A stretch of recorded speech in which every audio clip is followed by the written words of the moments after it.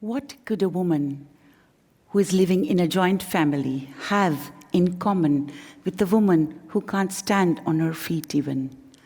Or with the woman who is on suicide watch because she has just lost her husband? Or with a group of women who are taking care of an ancestral craft which is handed down over the generations? At first glance, nothing. Different ages, different lives, and different struggles.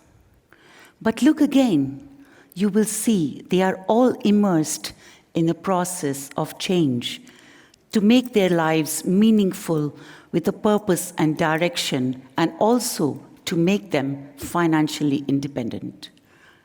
They are all part of projects we run to make women financially independent, which is also economically sustainable, in line with the UN guidelines for sustainability.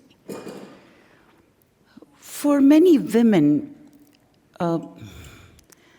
their lives are, the gap between aspiration and reality is so huge, and they check the diversity boxes in all the negative ways possible. Their lives are so incredibly difficult, to put it mildly, that until they engaged with one of our projects, they had no alternative except to stay within the societal boundaries and carry on. Why did I start with women? Because women face barriers which are not on the radar as barriers, even for other women. Let me tell you what barriers can be like. I was a disruptor, I think, since birth. I was born late. I came after the auspicious time.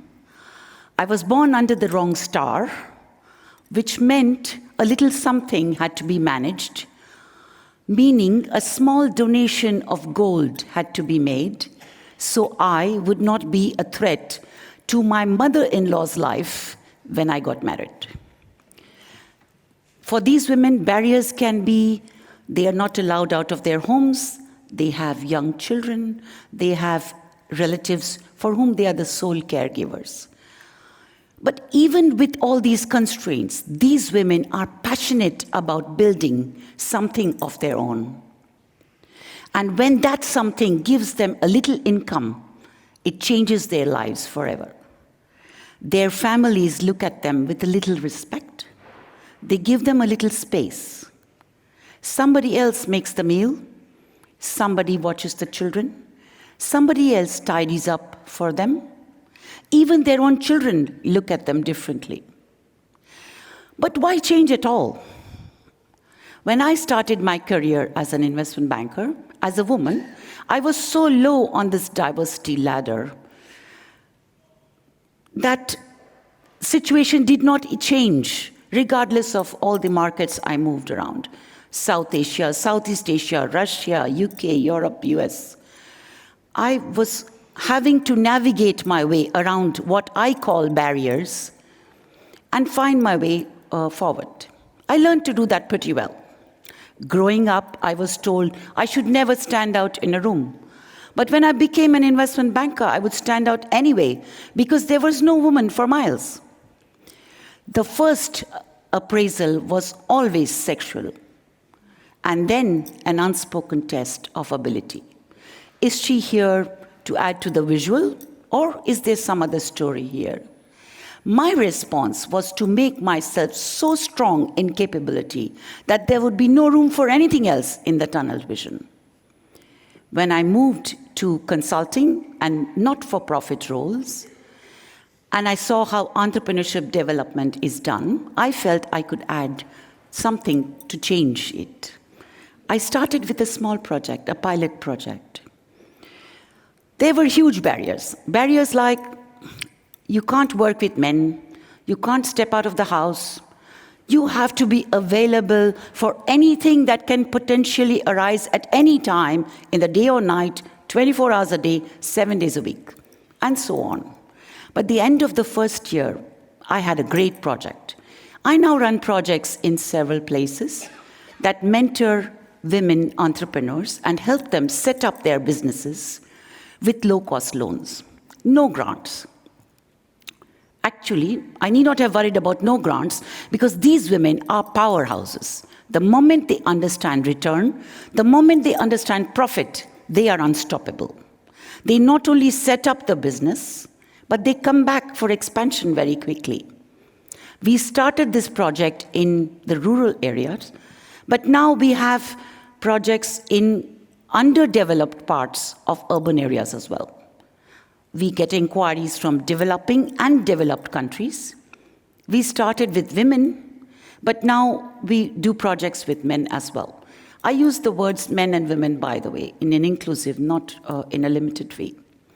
The point of my sharing this story with you is that change is perpetual. We know that. If we glance at a river and look again, it would have changed. But change is something we can bring into our lives in small steps, so the lives of ours and those around us are changed for the better, using our experience, our time, and means. And when we do that, we are being the water. We are finding a way around the barriers that face us, not by going at them, pushing at them, trying to break them down in some way, but finding a way, navigating around them, and thriving. When these women set up businesses after the mentoring as entrepreneurs, they are getting financial independence, yes, but they are also getting that bit of respect and that bit of space, which takes care of a very tough domestic situation, and from which they had no alternative earlier. It helps build communities, and that means that they can go and not have to migrate looking for jobs, which is another problem which we can address. And what about these women who I spoke about earlier? The young woman who does embroidery, she runs a group of 50 women and takes care of her household. The lady who can't stand on her feet, she sits down. She has a team of people.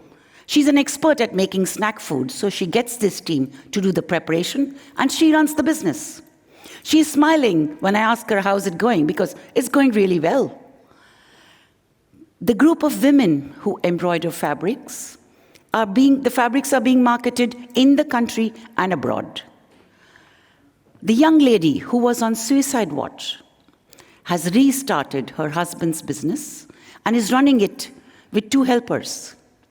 It used to be a bicycle tire repair shop, but now it is a truck tire repair shop. These women are capable of doing so much, and they want to do so much. All they need is a little inspiration, training, support, and a helping hand. And when we give them that support and that help, they can change their lives for the better, and the societies as well. There is one more thought here. The thought that for communities and societies to thrive and grow and thrive, we need a very strong foundation. Women are the foundation on which societies can be built to last. And when we support them to build this, helping them overcome the barriers in their way, these women can build communities and societies of their dreams, and that will make our world a much better place. Thank you.